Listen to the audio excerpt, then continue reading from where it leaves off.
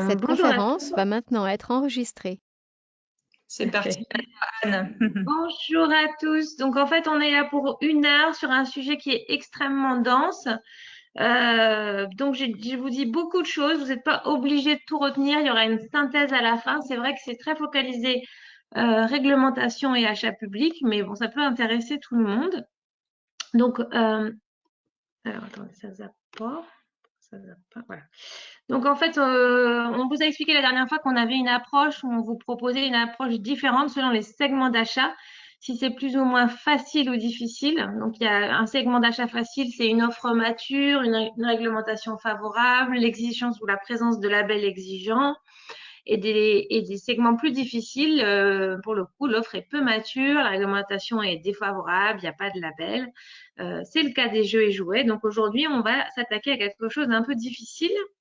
Donc c'est le troisième élément de notre cycle de 3 webinaires. Donc, on a sous-titré cette intervention acheter plus exigeant, les articles de puériculture, le mobilier, les jouets.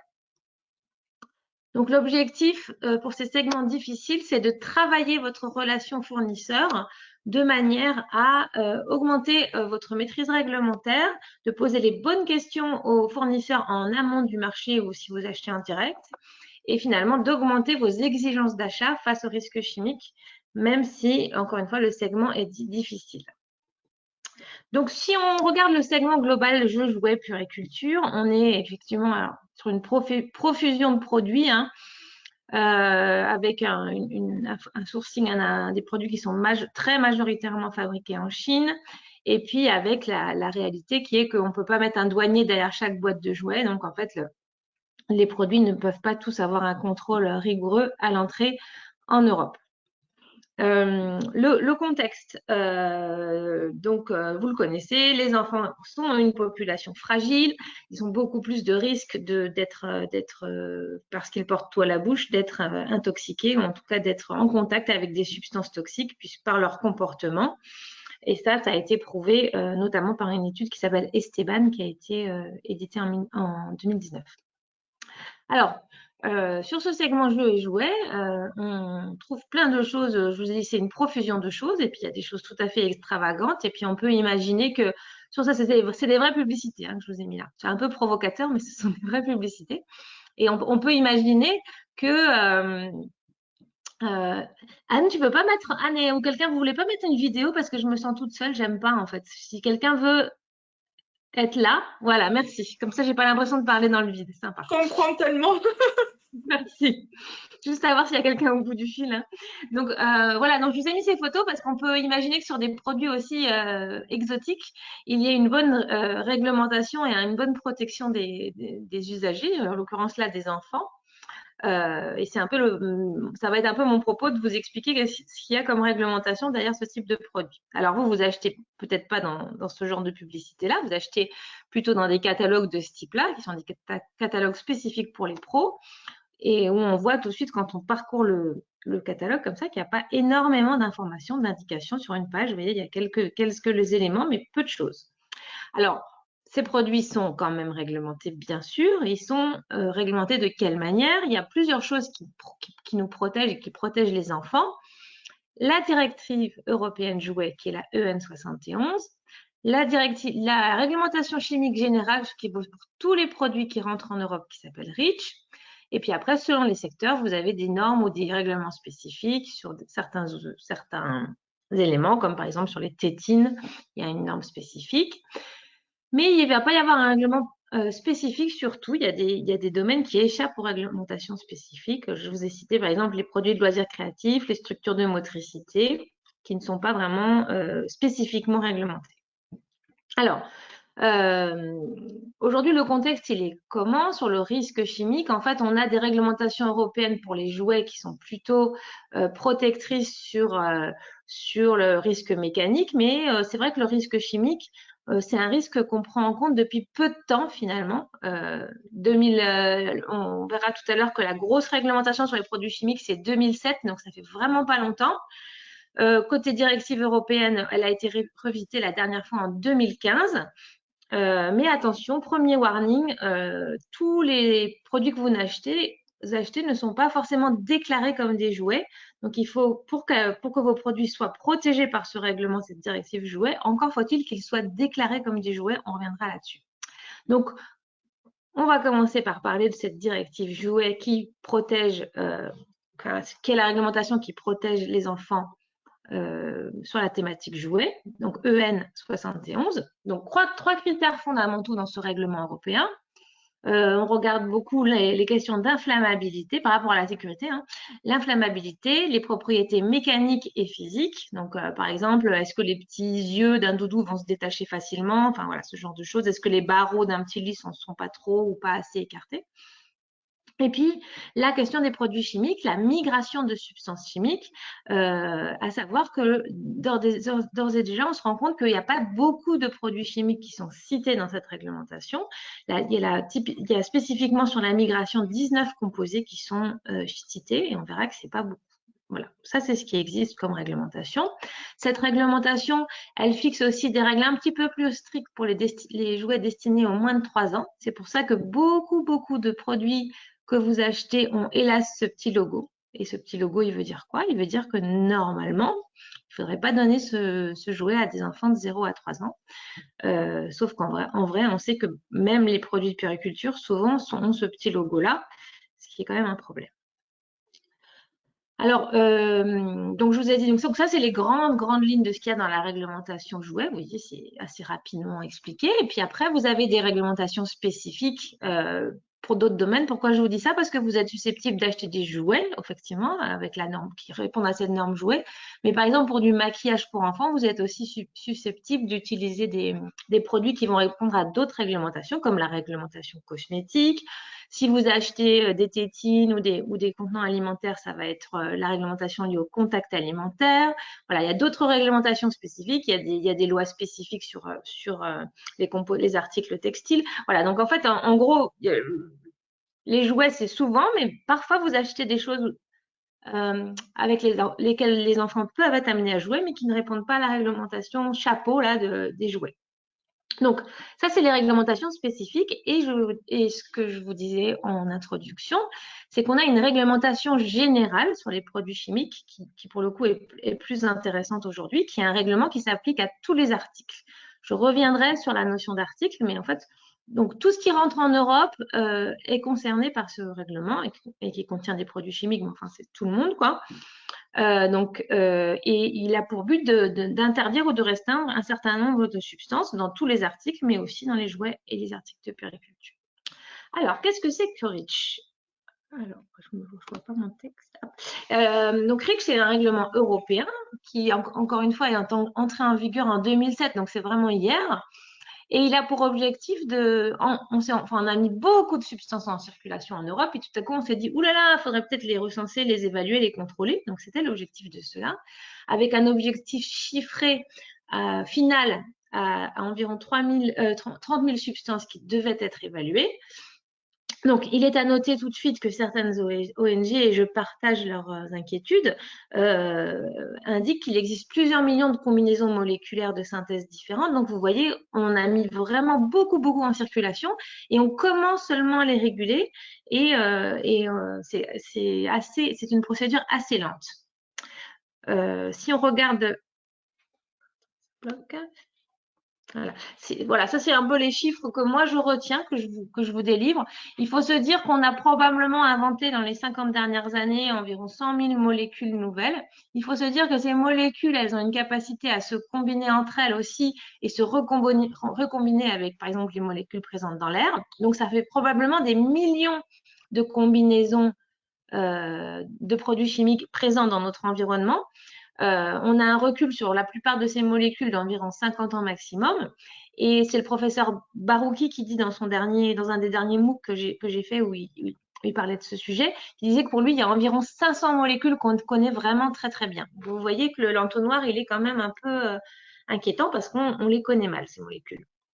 Donc, effectivement, ce texte riche, il a des faiblesses. Il y a une vraie lenteur du processus d'évaluation. On évalue les molécules une à une.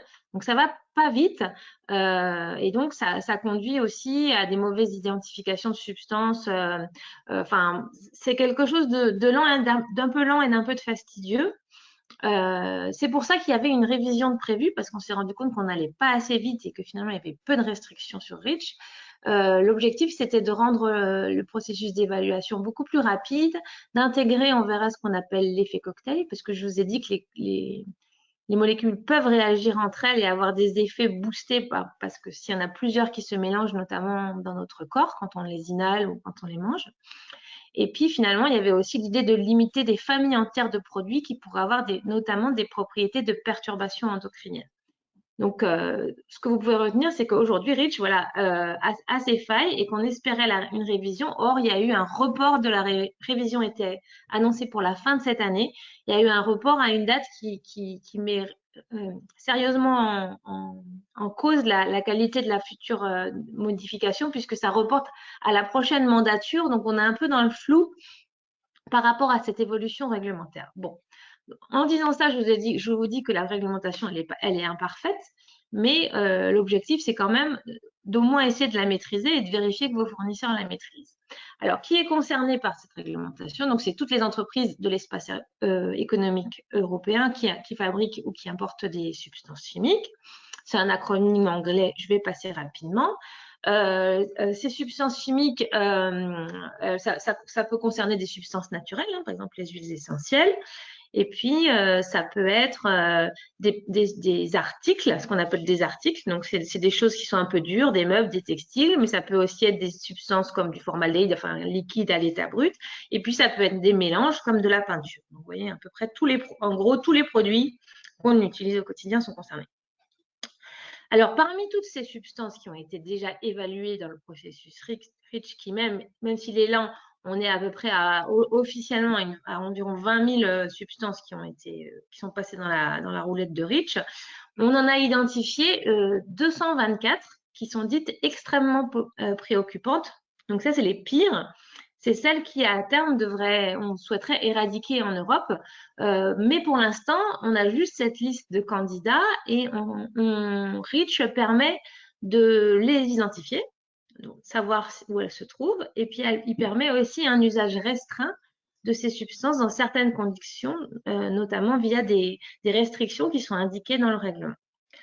Donc, déjà, vous voyez, première chose, il faut peut-être s'inquiéter de la présence de ces pires substances, les extrêmement préoccupantes, évidemment, dans les produits pour enfants, où ils sont bien sûr limités. Donc, je vous le disais, ce sont donc des articles au sens, ces jouets et objets de puriculture, pour la plupart, ce ne sont pas des liquides, donc ce sont des articles. Il faut savoir qu'en Europe, les articles sont soumis à des exigences moindres que les substances. C'est-à-dire qu'on est plus exigeant dans REACH pour des peintures d'école et du shampoing qu'on ne l'est pour une petite table ou une petite fourchette. Voilà, c'est écrit comme ça. Voilà, ils disent que le design de l'objet est plus déterminant que sa composition chimique, ce qui fait que les fabricants ont le droit de le mettre sur le marché en donnant moins d'informations au sens de la réglementation REACH. Est-ce que ça va? Est-ce que je ne parle pas trop vite? Est-ce que c'est clair? Ok, je continue. Merci Anne, je compte sur toi. Hein. Tu me dis s'il y a des choses dans le chat aussi? Donc, le problème, c'est que pour tous ces articles, jouets, jeux, puériculture, le vendeur n'est pas obligé de vous fournir des fiches de données de sécurité comme il le fait par exemple pour une peinture. Donc ça sert à rien de demander comme ça n'existe pas. Il n'est pas obligé de le faire. Donc, à retenir pour les acheteurs aussi, donc il n'est pas obligé de vous donner une fiche de données de sécurité. En revanche, il est obligé de vous informer de la présence d'une de ces substances extrêmement préoccupantes, mais seulement s'il l'a introduite intentionnellement à plus de 0,1% de la masse finale du produit. Donc voilà, donc il est censé vous le dire qu'il y en a seulement dans ces conditions-là. Donc ça marche pour les jouets, mais ça marche pour tout. Hein. Alors si on rentre dans les détails, en fait, c'est par exemple si vous avez une petite table, il est obligé de vous dire s'il y a 0,1% de composition massique d'une de ces substances, mais dans chaque article qui compose la table. Par exemple, il est obligé de nous dire si dans la petite vis qui est présente sur la petite table, est-ce qu'il y a une substance préoccupante? Est-ce qu'il y en a plus que 0,1%? D'accord? Ce n'est pas sur toute la table, c'est sur la petite vis, chaque petite vis qui compose la petite table. Voilà. Mais il n'a aucune obligation de vous fournir d'autres informations sur la composition chimique. Donc, demander plein de choses, on va voir que c'est difficile parce qu'il n'y a pas d'obligation réglementaire là-dessus. Alors, qu'est-ce qu'on peut avoir comme preuve de conformité par rapport à ça? On ne peut pas systématiquement, ou en tout cas, ce n'est pas fait, demander des analyses chimiques. Parce que ce sont des analyses qui sont extrêmement chères, ils ne les font pas.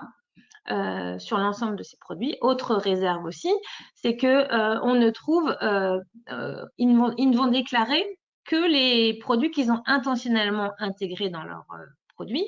Et si jamais il y a des produits de dégradation, au moment où on fabrique des choses, quand on fabrique, il y a des molécules qui sont néoformées, qui se forment pendant le processus de fabrication.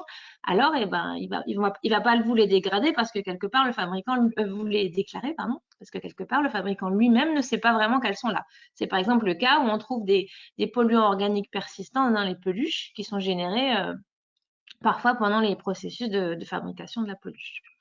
Voilà, donc pour ces raisons-là, on ne vous conseille pas de demander de l'analyse, mais une déclaration sur l'honneur systématique de l'absence de SVSH, ça c'est quelque chose qui peut être mis au dossier et demandé par les acheteurs publics.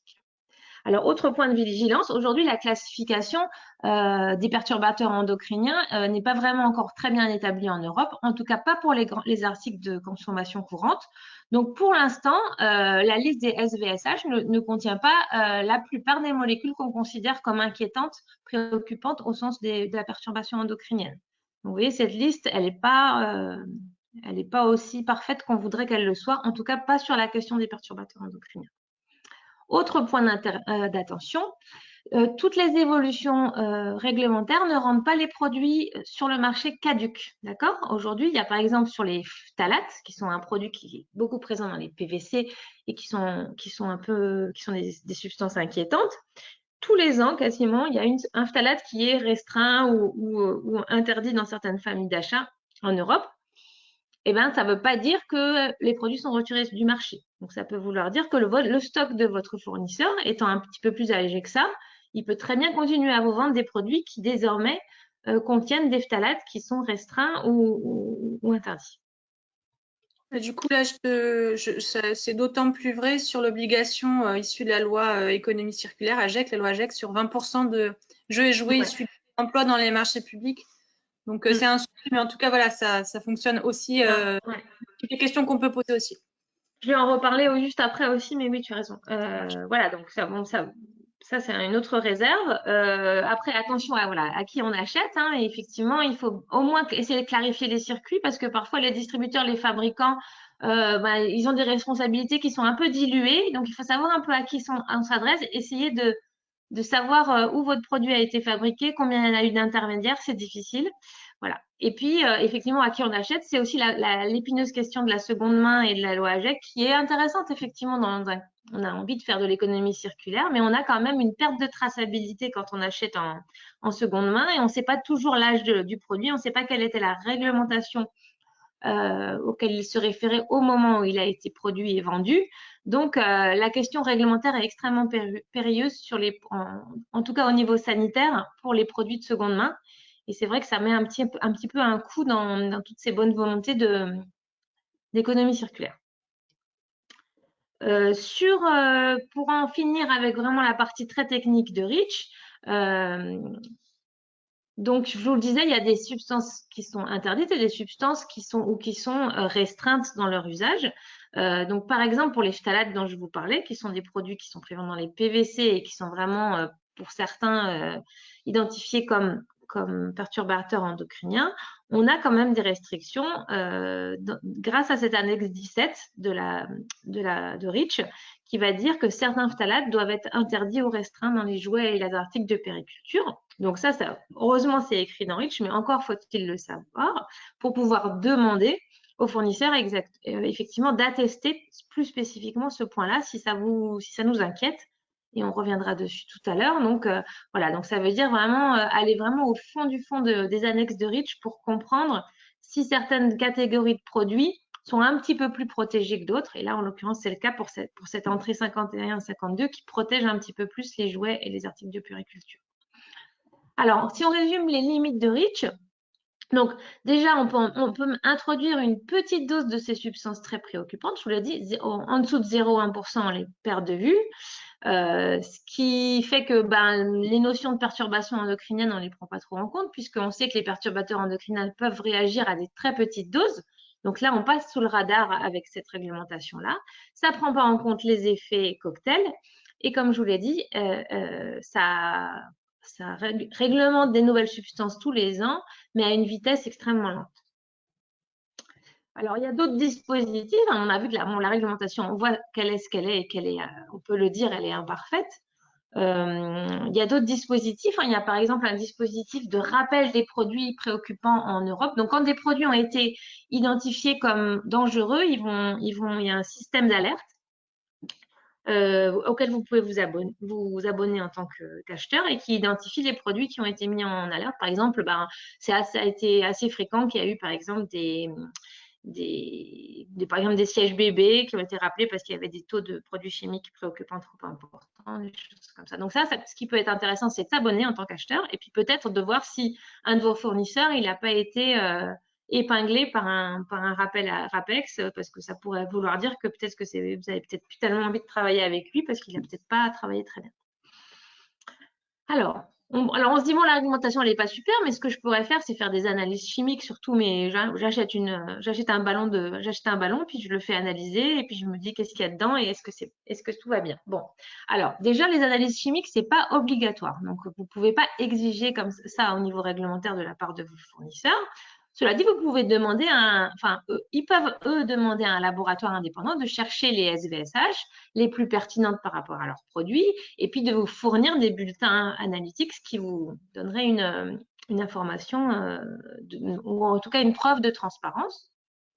Donc ça, il y a des laboratoires qui sont experts de ça. Donc ça peut être effectivement au moment où vous voulez vous faites l'évaluation des produits que vous voulez acheter dans un appel d'offres, la présence d'un de ces bulletins d'analyse externes systématiquement, ça peut être une preuve de transparence, ça peut être quelque chose qui peut être bonifié. Alors j'ai mis en jaune à développer Anne, mais ça veut dire que sans pour autant l'exiger, on peut le demander et mettre une bonne note. Tu peux peut-être dire un mot là-dessus. Je te laisse un mot. Oui, évidemment, on ne peut pas l'exiger. En plus, alors je ne sais pas si tu as des éléments économiques sur combien coûte une analyse de ce type. Au bas mot, une analyse, un screening de quelques substances chimiques sur un ballon ou n'importe quoi, ça peut monter à 2000 €, quoi.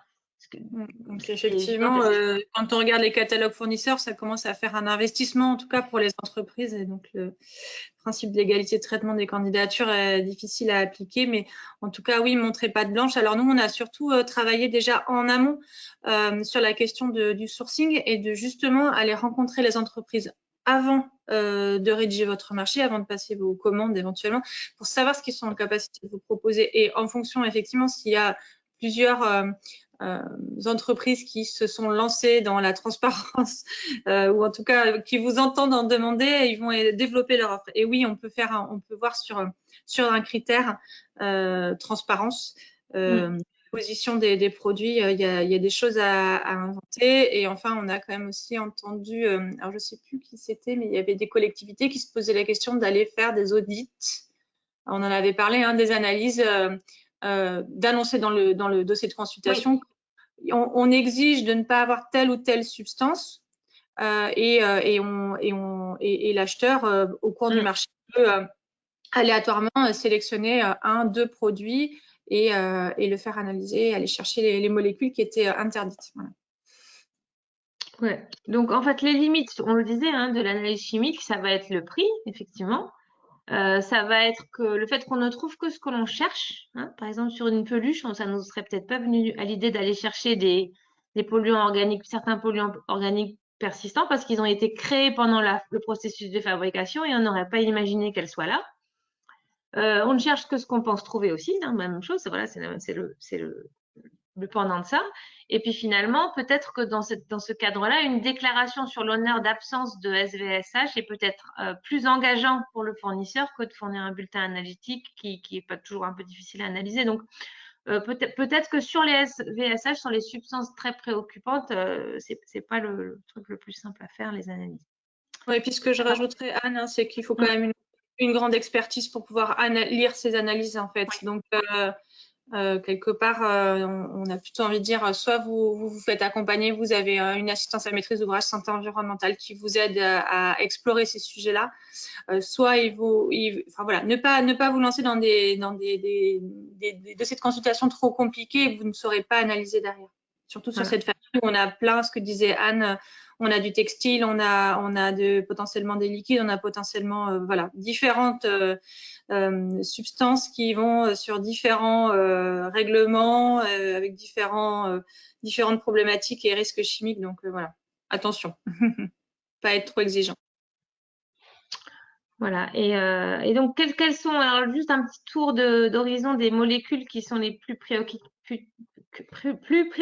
et qui peuvent être présentes dans le mobilier, la périculture, enfin les produits pour les enfants. Donc là, je vous parle plus de REACH, je vous parle plus de SVSH, je vous parle d'un classement que nous, enfin voilà, en tant qu'experts et spécialistes de la santé environnementale, on peut faire sur les familles les plus préoccupantes. Donc les premières familles que vous connaissez, donc j'ai mis bisphénol A. Alors je ne peux pas vous lire tout le texte parce que j'ai donné des éléments un peu techniques, mais la famille des bisphénols qui sont plutôt dans les plastiques dont vous avez entendu parler. Donc maintenant je dis la famille des bisphénols parce qu'ils ont été substitués, le A a été substitué par d'autres, mais on se rend compte qu'ils sont tous assez embêtants. Et puis c'est vraiment un cas d'école sur la perturbation endocrinienne en France, hein, avec la loi qui a permis de les interdire dans le plastique alimentaire, mais c'est pas encore interdit partout, et pas tous les phtalates, pas tous les bisphénols.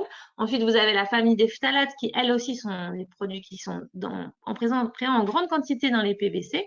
Donc, dans tous les plastiques souples, c'est vraiment quelque chose qui permet au plastique d'être souple. Donc, dans les tubulures, dans les poupons, beaucoup d'articles. Et donc, comme je vous le disais, c'est une famille qui est vraiment sur le radar aussi pour des questions endocriniennes, avec tous les ans des phtalates qui sont limités ou restreints. Là, je vous ai mis qu'effectivement, je vous ai parlé de cette annexe 17 de REACH, où tous les ans, il y a des restrictions supplémentaires concernant les jeux et les jouets et contenant des phtalates. Mais ils ne sont pas tous interdits non plus, hein. C'est une grosse famille. Troisième famille sous le radar, les perfluorés. Donc ça, ce sont des composés chimiques qui sont notamment employés pour imperméabiliser les textiles, tout ce qui est anti-adhésif. Hein, le plus connu d'entre eux, c'était historiquement le téflon, hein, que vous connaissez tous. Et puis maintenant, c'est beaucoup utilisé aussi beaucoup dans des textiles. C'est beaucoup utilisé dans les contenants alimentaires, dans les boîtes pour un peu imperméabiliser les contenants alimentaires. Voilà. Donc là aussi, substances inquiétantes, substances potentiellement perturbateur endocriniens et qui peuvent potentiellement être présentes dans des jouets. Autre produit préoccupant, les retardateurs de flamme halogénés. Donc là, c'est plutôt c'est ce qui sert à ignifuger. Donc les tapis, les coussins, les mousses de literie, les structures de motricité, tout ça, c'est contenu dans ces produits-là. Et puis ça rend normalement, c'est censé rendre les produits moins inflammables. Et c'est pareil, dans REACH, dans l'annexe 17, il y en a quelques-uns qui sont interdits de plus en plus, des restrictions sur les textiles rembourrés et les peluches, hein, vous voyez. Donc en fait, ça dit plusieurs choses. Ça dit que l'Europe a reconnu la problématique, mais ça veut aussi dire qu'ils en ont retiré ou ils en ont restreint certains, mais ça veut dire qu'il y a quand même encore cette famille de produits, elle est encore sur le marché, elle peut encore être présente dans les jeux et jouets. Donc c'est une famille qu'il faut continuer à suivre et effectivement voilà, la présence de certaines restrictions dans l'annexe 17 prouve l'inquiétude qu'on peut avoir sur ces familles. Autre famille inquiétante, les organoéteints. Donc là, c'est aussi présent plutôt dans certains PVC, comme biocides, comme conservateurs dans certains textiles. Donc là aussi, il y a certaines restrictions au sens de REACH. Il y a aussi potentiellement des effets endocriniens. Les colorants, ça c'est ce qui sert à colorier les textiles notamment. Donc là aussi, ça peut être reconnu comme dangereux pour la santé et il y a certaines restrictions déjà dans REACH. Le plomb, ça on le sait un peu plus, hein, notamment dans les produits, ça peut être dans les produits, alors c'est interdit dans les peintures hein, évidemment, mais bon, si le produit il est importé d'un endroit où les gens ne sont pas très scrupuleux, on peut potentiellement encore avoir du plomb dans les composés électriques notamment. Dernière catégorie qui est peut-être la plus embêtante, la plus difficile à traquer, c'est que, comme je vous le disais, les processus de transformation industrielle produisent des molécules et qui ne sont pas introduites intentionnellement. Donc là, je vous ai cité 3 familles, les HAP, les furanes, les toxines, qui échappent complètement à la réglementation puisqu'elles sont néoformées. Alors, il y a quand même des restrictions sur certaines d'entre elles dans REACH, mais de manière assez limitée. Et puis, encore une fois, la plupart des fabricants, s'ils ne travaillent pas bien, ils ne savent pas forcément que ces molécules-là sont fabriquées pendant le processus de fabrication des produits. Et puis, on peut aussi citer les résidus de pesticides, hein, parce qu'il y a certaines, par exemple, dans certains produits pour les bébés, alors, c'est pas le sujet, mais la cellulose des couches, elle peut avoir été fabriquée avec du coton, et le coton, lui, peut avoir des résidus de pesticides. Donc, en fait, tout ce que je veux dire, c'est que ce qu'il y a en réel dans notre produit n'est pas forcément uniquement ce qu'on a introduit sciemment. Donc, ça, c'était pour les familles les plus inquiétantes. Donc, je vous le disais quand même, on se dit, bon, bah là, REACH ne nous protège pas très bien, il y a beaucoup de molécules inquiétantes. Il y a quand même des réglementations avec des normes spécifiques, mais qui sont des normes volontaires. Donc, ça, c'est aussi une piste. C'est exiger pour les domaines où des normes spécifiques existent que votre produit soit conforme à cette norme. Là, je vous en ai cité 3. Une norme sur les sucettes, une norme sur les tours de lit et une norme sur les sacs de couchage et les turbulettes. C'est pas grand-chose, mais être capable de la citer dans vos appels d'offres, c'est déjà mieux que rien. Et puis, ça permet au moins de montrer que vous cherchez à faire de la qualité. Alors, que peut exiger un acheteur public? Donc ça, c'est une partie un peu plus technique. C'est déjà très technique. Hein. C'est un peu pénible, mais voilà. Au niveau de la réglementation européenne, donc le document de base, c'est la déclaration de conformité. C'est un document qui dit l'importateur dit je prouve, enfin je m'engage à dire que ce produit il respecte la réglementation européenne. Bon, toutes les réglementations européennes qui sont en vigueur pour ce produit. C'est pas grand chose, mais c'est quand même important, au moins de se dire que la personne s'est inquiétée, l'importateur, de la conformité du produit par rapport au marché. Il faut savoir que tout le monde ne s'inquiète pas de ça. Aujourd'hui, on pense que notamment les produits qui sont vendus en vente directe par des très grandes plateformes dont vous connaissez le nom, on pense que la plupart ne répondent pas à la réglementation des produits chimiques en Europe parce que c'est des petits importateurs et ils font pas attention à ça. Alors, ça c'est donc le premier document majeur, c'est celui-là, c'est une déclaration de conformité par rapport à la réglementation européenne. Après, est-ce que vous pouvez exiger le marquage CE? Alors, marquage CE, c'est bien, mais c'est obligatoire seulement pour les produits qui sont couverts par un ou plusieurs textes réglementaires européens. D'accord? Parce que si votre produit n'est pas, il va y en avoir un si votre produit est un jouet, mais si c'est autre chose qu'un jouet, par exemple, si c'est un matériel qui échappe à ça, comme je vous disais, certains produits de loisirs créatifs, ils ne sont pas obligés de vous mettre un CE dessus parce qu'il n'y a pas forcément une réglementation spécifique européenne sur ce produit-là. D'accord? Donc, c'est pas quelque chose, c'est pas tout le temps que vous allez trouver un logo CE. En revanche, sur les jouets, il faut qu'il y soit. D'accord? Parce qu'un jouet, il y a une réglementation, donc là, c'est obligatoire. Troisième document, donc je vous ai dit la déclaration de conformité, le marquage CE. Troisième document potentiel, un dossier technique qu'on adorerait avoir et qui reprendrait vraiment tous les éléments techniques, procès-verbaux, descriptifs du produit, composition.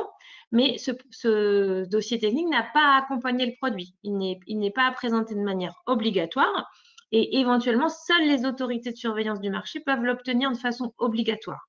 Cependant, on pourrait imaginer que dans un CCTP, on pourrait demander, pour pas forcément exiger, mais demander des éléments techniques plus complets concernant ce que vous achetez.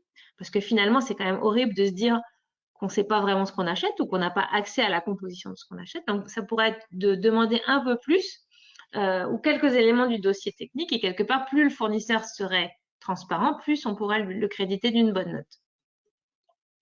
Donc, qu'est-ce qu'il pourrait y avoir idéalement dans ce document technique idéal qu'on pourrait demander au fournisseur? Une liste des composants utilisés dans les jouets, des fiches de données de sécurité pour les substances qui sont dans ces jouets, par exemple, hein, parce qu'au bout de la chaîne, il y a forcément des substances, des rapports d'essai, la description des moyens par lesquels le fabricant prouve la conformité au marché, parce qu'il forcément, lui, il doit faire des essais.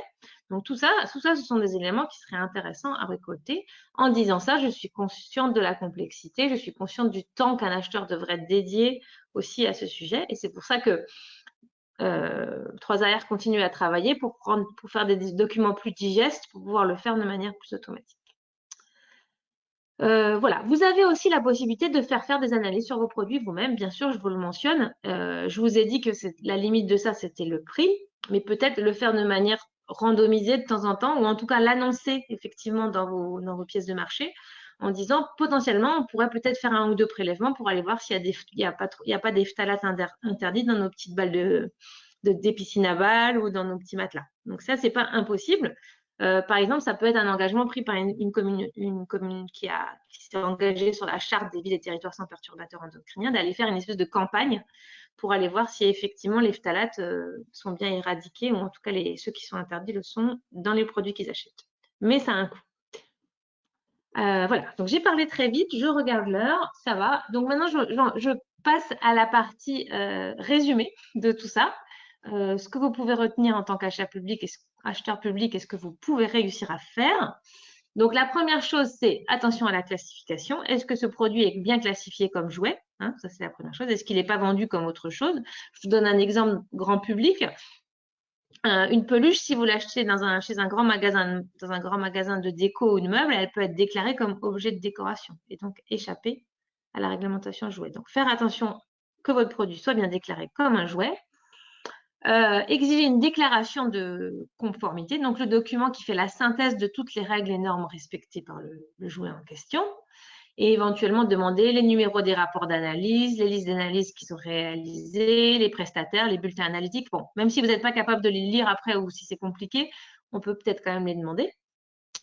Voilà, vous ne pouvez pas exiger un marquage CE sur tout parce que certains produits échappent à cette obligation. Donc, attention à ne demander le marquage CE que quand il y a une réglementation d'application directe sur ces produits-là.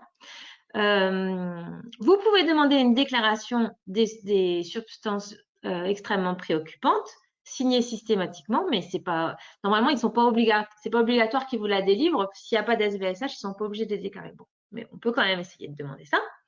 Qu'est-ce qu'on peut demander aussi? On peut rêver de demander un dossier plus technique avec des points de gratification si plus le fournisseur est transparent, plus il a une bonne note.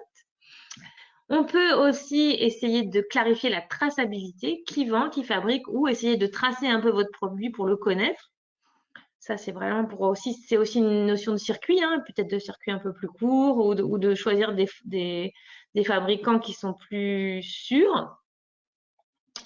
Autre point de vigilance, vous questionnez sur l'âge du produit que vous achetez, c'est-à-dire est-ce que le fournisseur est capable de vous fournir une copie de sa facture d'achat pour savoir si effectivement les petits tapis, s'ils ont été fabriqués il y a 10 ans en Chine, bon, c'est peut-être exagéré ce que je dis, mais s'ils ont été fabriqués il y a quelques années, peut-être qu'ils répondent vraiment pour le coup et importés il y a quelques années, peut-être qu'ils ne répondent plus aujourd'hui aux exigences, donc il ne faut pas acheter des choses trop vieilles pour au moins espérer qu'elles respectent la réglementation européenne aujourd'hui. Voilà. Vous pouvez mettre en place une surveillance par prélèvement chimique, je vous l'ai dit, et indiquer cela dans votre appel d'offres. Peut-être que Anne, tu voudras revenir dessus, mais tu en as parlé tout à l'heure, dans une profession de surveillance de la qualité de vos achats.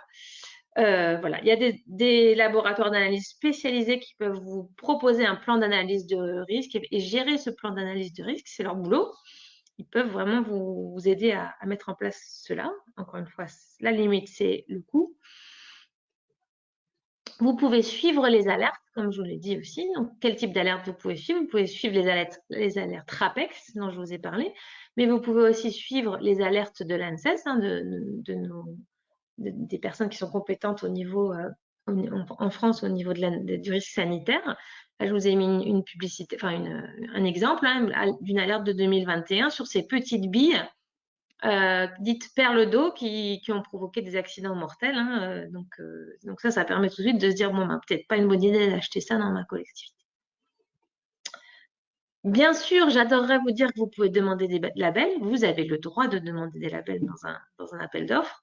La réalité, c'est que sur ces produits-là, souvent ça va ensemble. Quand la réglementation n'est pas très bonne, il n'y a pas beaucoup de labels, ça rend les choses compliquées. Donc, je vous ai quand même mis ceux qui pourraient potentiellement être présents sur un jouet, mais c'est tellement anecdotique que bon, Donc, il y a des labels, ça vient beaucoup de l'Allemagne quand ça se passe bien, quand c'est, ou des pays nordiques. Donc, vous avez, surtout sur les jouets textiles, vous avez certains de ces labels qui peuvent apparaître, ou sur des jouets en bois, mais c'est extrêmement marginal, donc difficile aujourd'hui de faire un tri et de vous dire d'exiger ça vous amènerait à des marchés infructueux. Donc c'est sûr que voilà, donc le bilan qu'on peut faire à ce stade de ma présentation, c'est que c'est quand même pas voilà, c'est défavorable, hein. Je crois que vous l'avez compris, c'est un segment difficile parce que c'est défavorable à de nombreux points de vue. Ça ne veut pas dire qu'il ne faut pas essayer parce que plus on sera nombreux à demander des choses, plus les fournisseurs verront que nous sommes mûrs pour faire changer les choses et ils seront dans l'obligation d'être de plus en plus transparents. Donc en fait, c'est vraiment un changement par les habitudes d'achat au niveau collectif et pas forcément au niveau de votre collectivité. C'est un peu frustrant. Demain matin, vous n'arriverez pas à avoir des achats de jeux et jouets parfaits. En revanche, travailler sur le sujet, ça permet de faire avancer les choses au niveau institutionnel parce que voilà, parce que les fournisseurs auront envie de changer si vous leur demandez tous en même temps collégialement plus d'informations sur les produits qu'ils vendent. En attendant, qu'est-ce que vous pouvez faire au quotidien dans les collectivités? Et là, peut-être cette dernière partie de ma présentation va plutôt s'adresser aux gestionnaires de AGE et je crois qu'il y en avait pas mal en ligne. Donc, bon, j'espère que vous n'êtes pas endormis sur la première partie parce que c'était un peu technique et un peu pas drôle. Mais bon, alors je vais essayer voilà, il y a cette seconde partie, c'est finalement comment on peut faire, c'est modifier ses pratiques au quotidien sur les jeux et jouets, hein. Donc, ça veut être modifier ses pratiques, ça veut dire ne pas acheter aussi.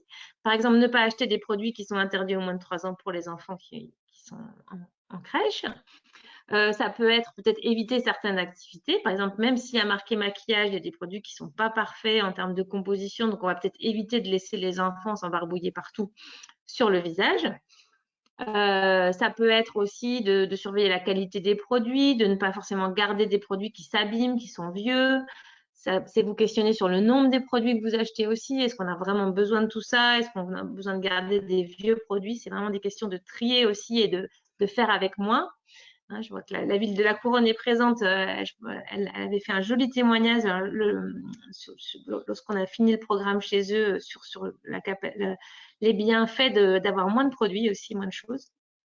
Donc voilà, tout ce que je vous dis, c'est vraiment simplifier voilà, vos achats, peut-être en avoir un peu moins, faire un peu autrement. Alors, faire autrement, bah, là, je reprends ma photo. Effectivement, là, on a à gauche, elle peint le visage de son petit camarade avec une peinture qui n'est pas du tout faite pour être sur la peau. Puis à droite, dans l'extrême inverse, on a un petit garçon qui peint avec un sachet de thé dans la main. Voilà, c'est possible.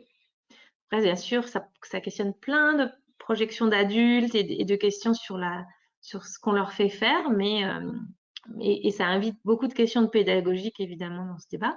Mais enfin, voilà, je voulais vous montrer cette photo. Et puis là aussi, l'extrême inverse, la petite fille, elle peint avec un petit pot dans lequel elle a de l'eau. Et puis, c'est tout. Et puis là, on a une petite fille qui, voilà, ça saute un peu vite. On a une petite fille qui, au lieu d'utiliser des billes d'eau, de polymères dangereux, elle est en train de jouer avec des billes de tapioca qu'elle peut même manger. Voilà, et ça marche aussi, hein, et elle s'amuse. Donc voilà, c'est aussi changer. Alors ça veut dire quoi quand même pour les acheteurs? Ça veut dire rendre accessibles les marchés alimentaires aussi pour la partie jeux et jouets, hein. C'est de les faciliter l'accès à justement l'achat de farine, d'huile parce que parfois c'est pas les mêmes budgets et du coup ça crée des histoires en termes de marché public alors que ça peut être vraiment intéressant que les EAJE aient accès aussi au marché de denrées de manière à ce qu'elles puissent commander ponctuellement de l'huile du tapioca. Voilà, donc ça c'est des ateliers où on fabrique soi-même par exemple la pâte à modeler à base uniquement d'aliments.